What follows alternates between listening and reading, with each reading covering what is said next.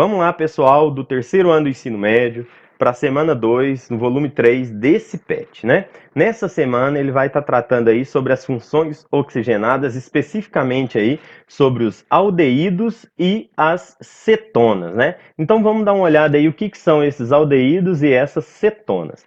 Essas funções, elas têm um grupo chamado carbonila na sua estrutura. E aí o que é o grupo carbonila? Eu coloquei aqui um quadro, né, onde ele mostra a cetona e o aldeído. O grupo carbonila é justamente esse C dupla O que está ligado tanto no aldeído quanto na cetona.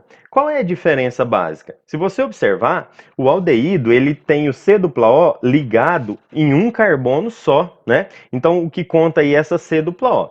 Já a cetona, ela tem a carbonila, que é a C dupla O, ligada em dois carbonos. Esse R e esse R' significam aqui nesse caso, né, carbono. Então aqui você tem um carbono, outro carbono, a C dupla O está ligada a dois carbonos.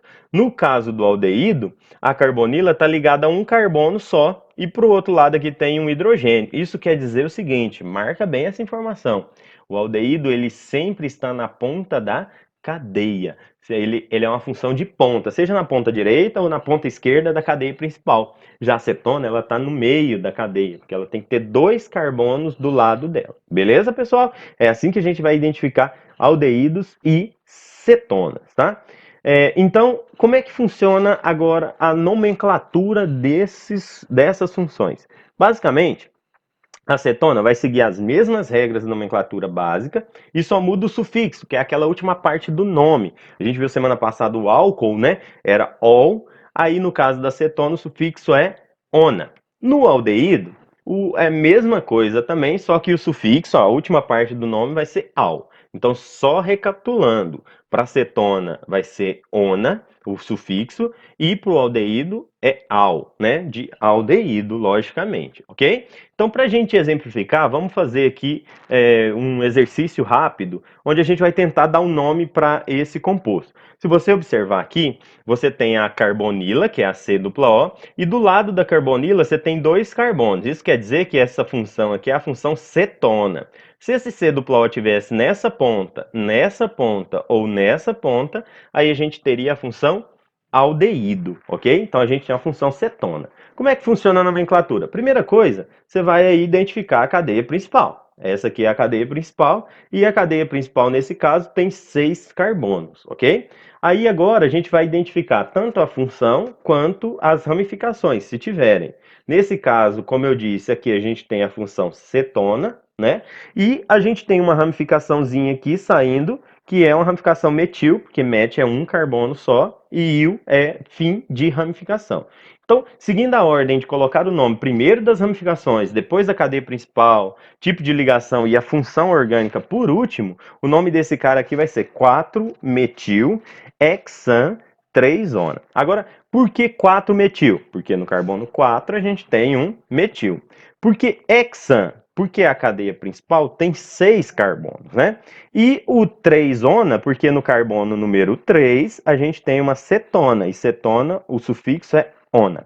Beleza? Simples assim, então é fácil de identificar e é fácil de nomear. Agora a gente vai fazer alguns exercícios aí do PET para a gente aplicar esses conceitos que a gente viu sobre as cetonas e os aldeídos. Vamos ver?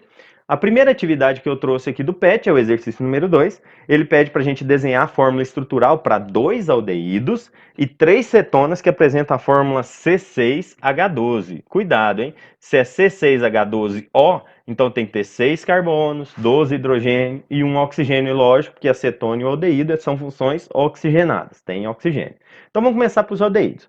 A primeira estrutura que a gente pode fazer mais simples com 6 carbonos é colocar aí a C dupla O aqui nessa ponta, tá? Então percebe que isso aqui é uma possibilidade. Eu teria aqui então uma cadeia principal com 6 carbonos, a função aldeído ali na ponta, beleza? Tá?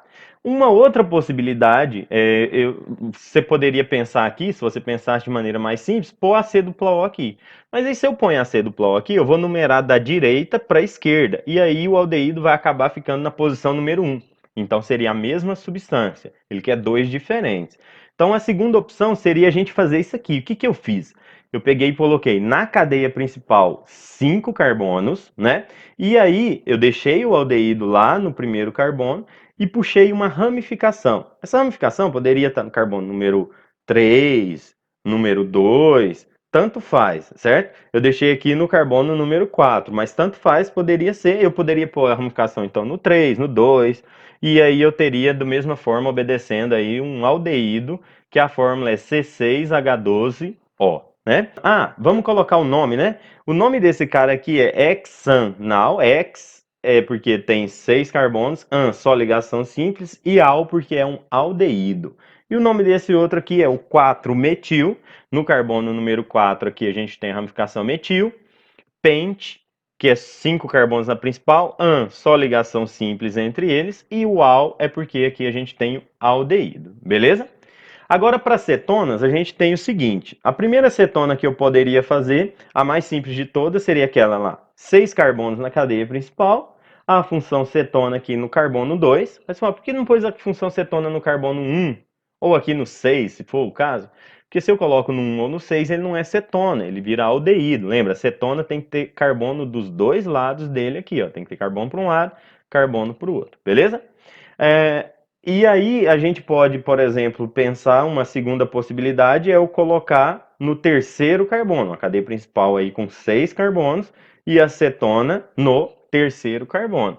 Eu não poderia colocar no segundo aqui, que no caso é o 5, que aí daria a mesma coisa desse aqui, tá, gente? A gente sempre numera da extremidade mais próxima da função, tá? E a terceira possibilidade seria eu puxar aqui ramificação, lá eu pus essa ramificação no quarto carbono, beleza? E aí eu teria uma cadeia principal com 5 carbonos. Aí, por que que eu comecei a numerar aqui da direita para a esquerda? Porque eu pus a ramificação aqui. E aí o PAC fala para a gente pôr sempre os menores números, né?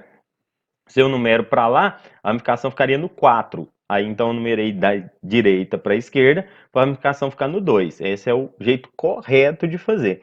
E eu teria aqui no carbono 3 uma acetona e no carbono 2 um metil. O nome dessa primeira acetona aqui seria hexan 2-ona. Hex, 6 carbonos, an, só ligação simples. O 2, ona, porque no segundo carbono a gente tem uma cetona.